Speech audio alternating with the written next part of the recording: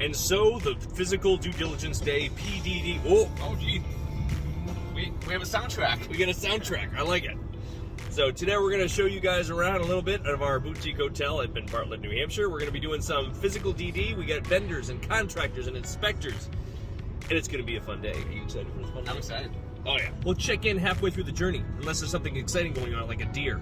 We'll check in there. See you later. Update on our travels.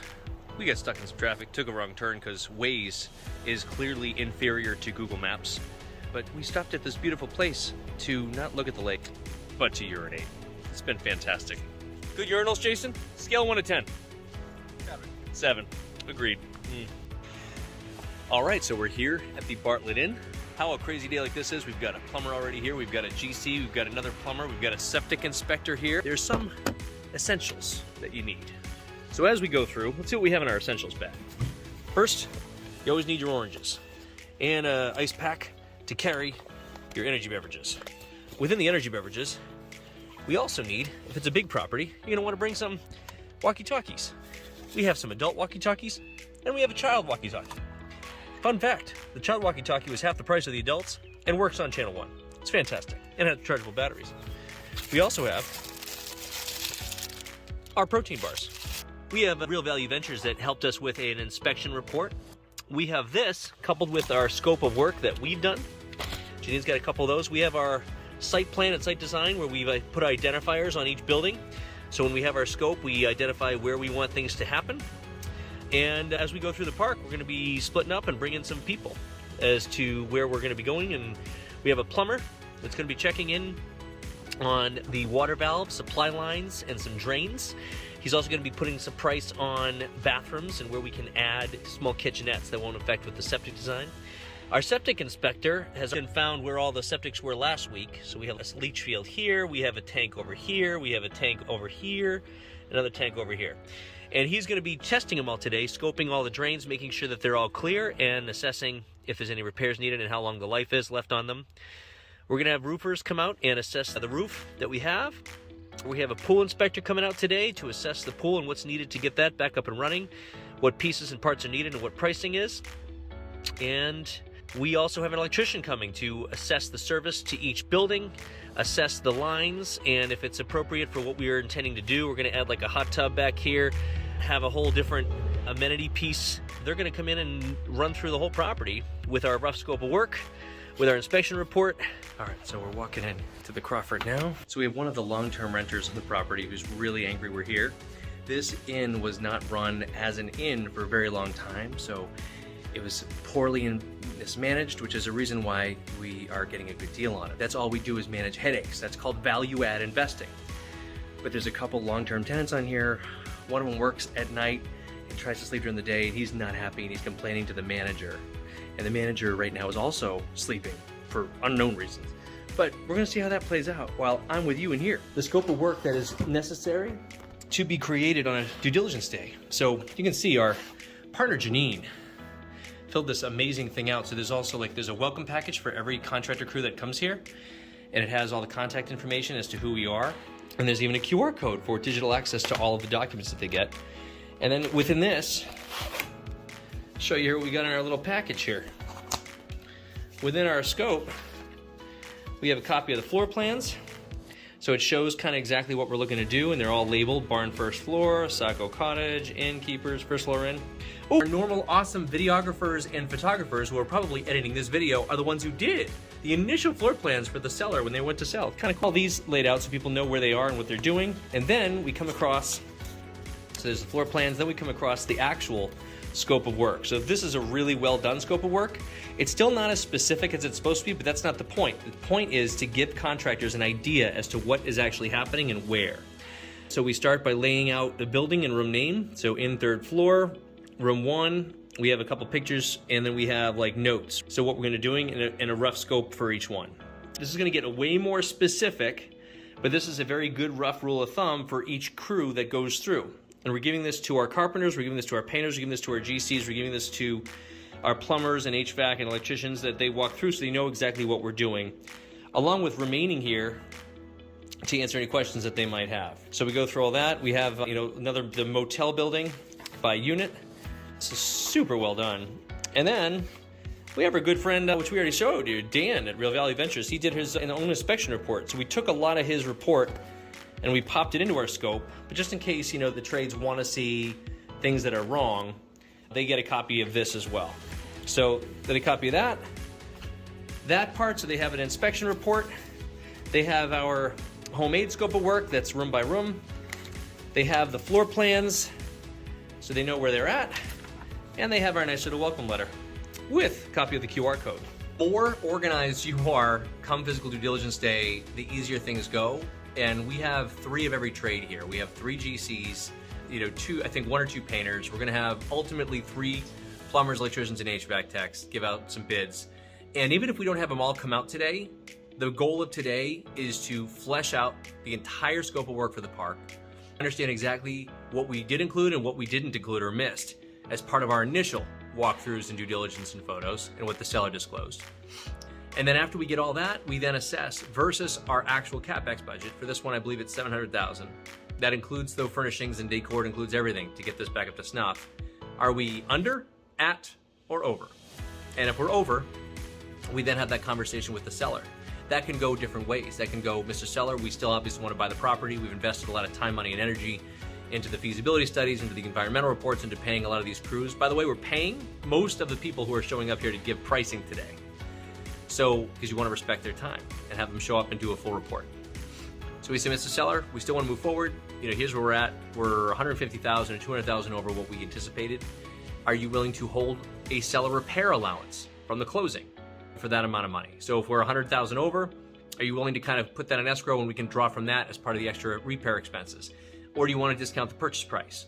Or if we look at our returns and they're still pretty good, do you want to work on, you know, splitting this money in half with half the repair allowance or half not? There's different ways. Sometimes we can even do it, cure it in the form of a seller note, right? Can you do a 0% seller note that will assist us with the, you know, down payment where they can bring equity to the table if they have to assist us with that, and we pay off a $50,000 0% note over time. We can work these out in different ways, but the point is to make sure that we don't miss anything big so that, you know, we and our investors don't have any big surprises. That's what physical due diligence is all about.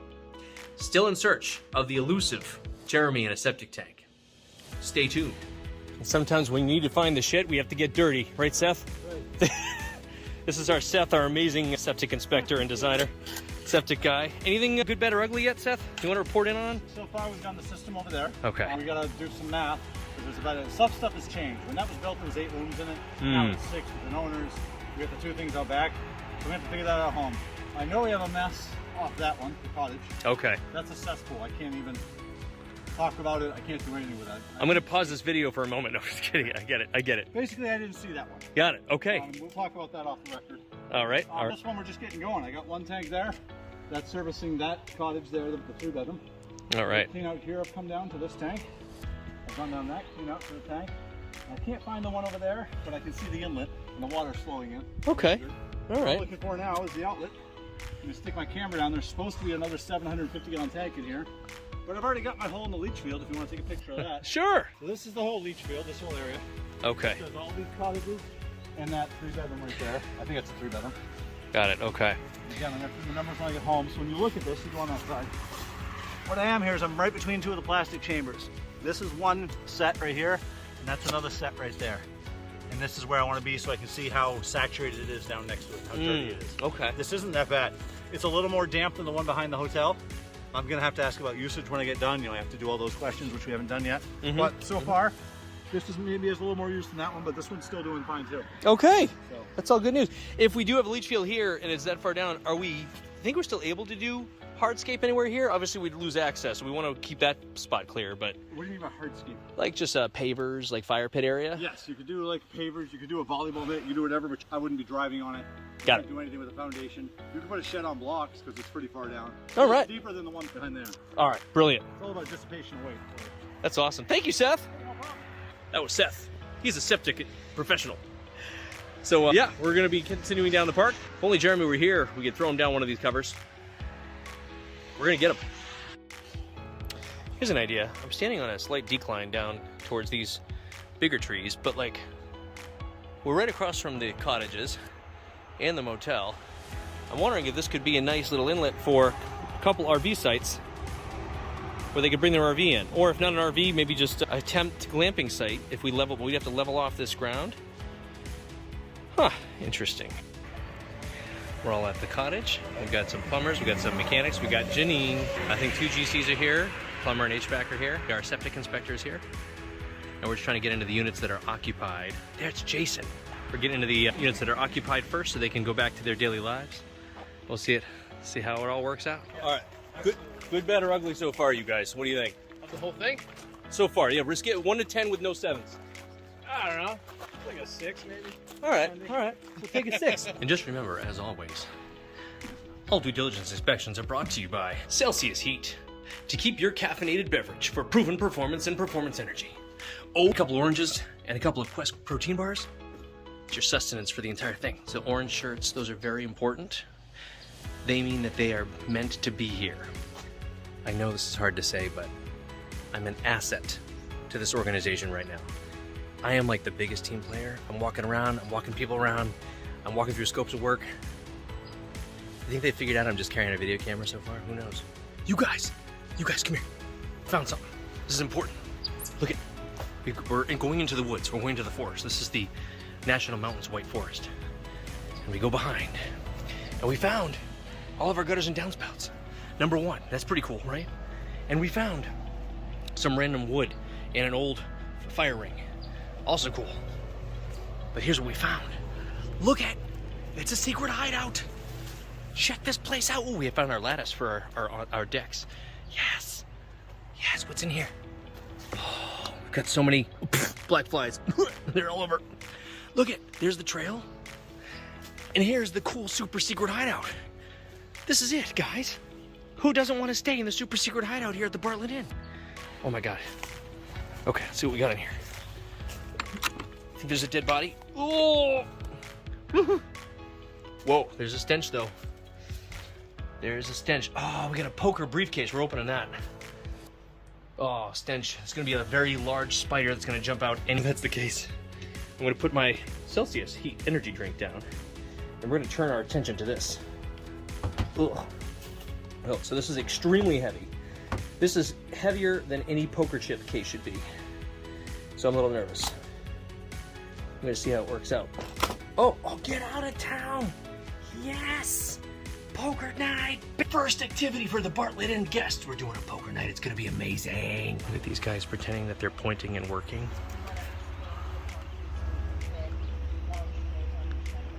Yes, they're working very hard.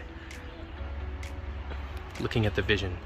This is Janine doing her magical thing where she looks at the vision of the pool of the area. She pulls from the spirits and she says, and so shall it be. This would be a great before and after photo. Brandon Jury, noted. Here's your photo. Take a before and after it's all completed. Oh yeah. Hey guys, doing my little check-in. I'm actually not important here, I'm just doing video. That's all I'm doing. So just checking in. Scale of 1 to 10 with no 7s. What do you think? Best or worst you've ever seen? All right, that's a good thing. Beautiful. You come from Lowell too? Seen a lot of meth labs? Same. Oh, okay. Did a lot of work in Rochester. Right, noted. Yeah, I did a lot of work in Lowell, so that's where I get mine from. Yes, understood. What are you guys thinking so far? What are we doing? Excited? Property is a very doable project. Definitely. All right. So excited. I've just been trying to act busy by using the video camera this whole time. All right, good. Catches after these two. That catches those. This catches. Look at how close he is to this tank. We're gonna push him in. That whole strip goes into there 3 different ways. But you know, one from this side, one from that side, one in with the full back. This one has to come in here. This one's had a problem. There's a little bit, there's residue down the line from there out to here, whereas that one's clean. Just look at, see all the sludge inside here? Oh yeah. This is backed up. It's filled up with poop and stuff. Yep. See this right here, all this black? I got photos of all this for you. Yep. That's biomat. That's what we're looking for in the field, which I can't find because it's in alright condition. But that's biomat. Yep. This has come up through the lid before. Okay? And it's because when I got my camera down here, starting right off I see a 1 foot, but there's no need. I want to get between them where the lowest area of water would be. Yep. And there isn't any. I ran a shower in there and sink for quite a while. So we have nothing here. The field's looking good. It was a little damper than the other one, but again, these were full all this weekend. Maybe those ones weren't. Makes sense. Yeah. So, and it was damp, but there's nothing wrong with damp. I was getting back your shirt. No, this whole day we've been trying to update people we're going to get Jeremy into a septic tank at some point. Yeah. So we're just waiting. Earlier, like, we're gonna put was that you? That was me. Yeah. Yeah, somebody walked by me and they're like, "When you get something?" I'm like, "Great, just let me know which one." Here we go. Scale of 1 to 10. No 7s allowed. Is this the worst property you've ever seen or the best? This one? Yeah. Oh, this is by far. I've seen way worse properties than this. All right. All right. Continuing. Jeremy and I are here together. And we got these guys back there. We are now going to head to check out the barn because our good friend Heather booked a call with me. Heather, shout out to you if you're on our YouTube channel. Owns the 2 abutting pieces of property. So we're going to go check out the barn and see what opportunities lie ahead for us if we do decide to combine parcels and do something really super special. And we can do this because an electrician didn't show up for the 2 o'clock meeting. So let's go. We've got the whole crew together. Whole crew. Janine is back. We found everybody. I'm walking into the street. Okay, here we go. The abutting property. And we're walking up. So her idea was a potential tap house brewery or / winery here. I think a food establishment could be a good idea, especially if we're combining units, but we'll see what we got. So we managed to break into the green. This actually isn't that bad. Where's Jeremy going? Jeremy, what are you doing? Oh my God! There's a big, oh, Jesus! Oh, God. Are you all right? I may have a splinter. No, this is awful. Oh, those nice red shoes, though. Yeah, thanks. Oh. Up and down Kilimanjaro without falling off. This is more dangerous than Kilimanjaro, I'm pretty sure. Yeah. Breaking into houses. That's right. Are we recording? Oh, we're recording. A little less. The wedding venue, you ready? Oh!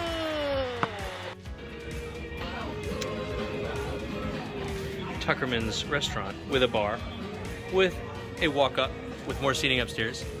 Cool little lights, canopy. I think this could be the restaurant. And that's a wrap for the Bartlett Inn Physical Due Diligence Day. Whew! That was a lot of work.